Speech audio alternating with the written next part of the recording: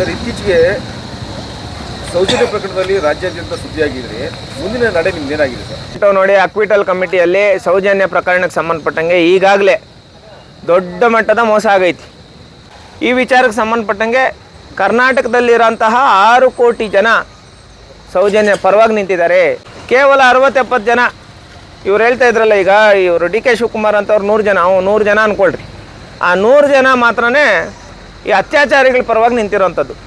ಇದಕ್ಕೆ ಸಂಬಂಧಪಟ್ಟಂಗೆ ಮುಂದಿನ ದಿನಗಳಲ್ಲಿ ಕರ್ನಾಟಕ ಜನತೆ ಎಲ್ಲ ಒಂದಾಗಿ ಡಿ ಕೆ ಶಿವಕುಮಾರ್ ಅವರಿಗೆ ಯಾವ ಥರ ಪಾಠ ಕಲಿಸ್ಬೇಕು, ಮತ್ತು ಅಲ್ಲಿ ಸೌಜನ್ಯ ಅತ್ಯಾಚಾರಿಗಳಿಗೆ ಯಾವ ಥರ ಪಾಠ ಕಲಿಸ್ಬೇಕು, ಸೌಜನ್ಯ ಒಂದು ಸಾವಿಗೆ ಯಾವ ಥರ ನ್ಯಾಯ ಸಿಗಬೇಕು, ಸುಮಾರು ಎವಿಡೆನ್ಸ್ ಇದೆ. ಹಂತವಾಗಿ ಮಾಧ್ಯಮ ಮಿತ್ರರ ಮುಖಾಂತರ ಮುಂದೆ ಬಂದು ತಗೊಂಡ್ಬಂದು ಕೊಡ್ತೀನಿ ಸರ್, ಏನು ಅಭ್ಯಂತರ ಇಲ್ಲ.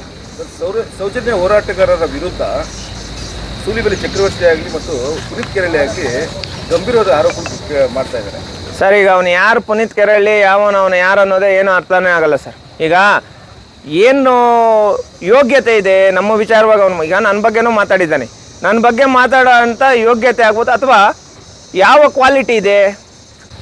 ಯಾವುದಾದ್ರೂ ಒಂದು ಸಬ್ಜೆಕ್ಟ್ ಕೊಟ್ಟು, ಈಗ ರಾಮಾಯಣದಲ್ಲಿ ಯಾವುದಾದ್ರೂ ಒಂದು ಸಬ್ಜೆಕ್ಟ್ ಕೊಟ್ಟು ಸಂದೇಶ್ ನೀನು ಪುನೀತ್ ಕೆರಳಿ ಇಬ್ಬರು ಕೂತ್ಕೊಂಡು ವಾದ ವಿವಾದ ಮಾಡ್ರಪ್ಪ ಅಂತ ಹೇಳ್ಬಿಟ್ಟು ಕೂರಿಸಿದ್ರೆ ಅದರಲ್ಲಿ ಪುನೀತ್ ಕೆರಳಿ ಅನ್ನೋ ವ್ಯಕ್ತಿ ಗೆಲ್ತಾನಾ? ಸಾಧ್ಯನೇ ಇಲ್ಲ. ನನ್ನ ವಿರುದ್ಧ ವಾದ ವಿವಾದದಲ್ಲಿ ಗೆಲ್ಲೋದಕ್ಕೆ ಸಾಧ್ಯನೇ ಇಲ್ಲ.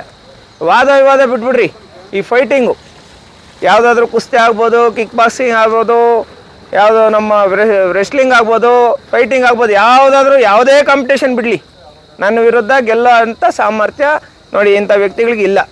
ಮಾತಾಡಿದ್ರೆ ನಿಮ್ಮ ಗಂಡಸ್ತನ ತೋರಿಸ್ರಿ. ಮತ್ತು ಮೊನ್ನೆ ಯಾವುದೋ ಇದರಲ್ಲಿ ಕೋಲಾರಿಂದ ಸೆಡೆ ಬರ್ತಾನೆ ಅಂತ ಹೇಳ್ಬಿಟ್ಟು ಮಾತಾಡೋನು. ಅಲ್ಲ, ನನ್ನೊಂದು ಸೆಡೆ ಅನ್ನೋದಂತೆ. ಯಾರೋ ಇವನು ಪುನೀತ್ ಕೆರಳಿ, ಅವನೇನೋ ನನ್ನ ಹತ್ರ ಬಂದವನಂದರೆ ಅವನೇ ಪ್ರೆಗ್ನೆಂಟ್ ಆಗ್ಬಿಡ್ತಾನೆ. ಯಾರು? ಅವನೇ ಪ್ರೆಗ್ನೆಂಟ್ ಆಗ್ಬಿಡ್ತಾನೆ. ಮತ್ತು ಅವನ್ಯಾರೋನು ವಸಂತ್ ಗಿಳಿಯವ್ರು ಮಾತಾಡೋನಿ. ಅವನೇನು ಮಾತಾಡಿದ್ದಾನಂದರೆ, ಸಂದೇಶ್ಗೇನಾದರೂ ಗಂಡಸ್ತನ ಇದ್ದರೆ, ಸಂದೇಶ್ಗೇನಾದರೂ ತಾಕತ್ತಿದ್ದರೆ ಇಲ್ಲಿ ಬಂದು ನೀನು ನಿರೂಪಿಸು ಅಂತ ಹೇಳ್ಬಿಟ್ಟು ಹೇಳೋನಿ. ಅಲ್ಲಣ್ಣ, ಈಗ ಗಂಡಸ್ತನದ ಬಗ್ಗೆ ವಸಂತ್ ಗಿಳಿಯವ್ರು ಮಾತಾಡ್ತಾವನಂದರೆ ಅವ್ನಿಗೆ ನನ್ನ ಗಂಡಸ್ತನ ತೋರಿಸ್ಬೇಕಂದ್ರೆ ಅವ್ನು ಹೆಂಗೆ ಸಾಲ್ಕ? ಅವ್ನು ಹೆಂಗ್ಸಾ? ಈಗ ವಸಂತ್ ಗಿಳಿಯರು ನನ್ನ ಗಂಡಸ್ತನದ ಬಗ್ಗೆ ಮಾತಾಡೋನಂದರೆ ಅವ್ನು ಹೆಂಗ್ಸಾದ್ರೆ ಬರಲಿ, ಅವ್ನಿಗೂ ಒಂದು ಮಗು ಕೊಡೋಣ. ನೀನು ಹೆಂಗ್ಸಾದ್ರೆ ಪಾಪ ನಿಮಗೂ ನೋಡ್ರಿ, ದಲಿತರು ಭಾರತ ದೇಶದಲ್ಲಿ ಅತಿ ಹೆಚ್ಚು ಗಂಡಸ್ತನ ಹೊಂದಿರೋಂಥ ಸಮುದಾಯ ದಲಿತ ಸಮುದಾಯ. ನಮ್ಮ ಹತ್ರ ಗಂಡಸ್ತನದ ಬಗ್ಗೆ ಮಾತಾಡಬಾರ್ದು. ಇನ್ನು ಬೇರೆ ಇಂಥ ಮಾತುಗಳೆಲ್ಲ ಮಾತಾಡಿದ್ರೆ ಅದೊಂದು ಬೇಜಾರು. ಸುಮ್ಮನೆ ಅವೆಲ್ಲ ನನಗೆ ಇಷ್ಟ ಆಗಲ್ಲ. ಸುಮ್ಮನೆ ಯಾಕೆ ಬೇಕೋ ಇದ್ರ ಬಗ್ಗೆ ಮಾತಾಡೋಂಥ ಅವಶ್ಯಕತೆ ಇಲ್ಲ.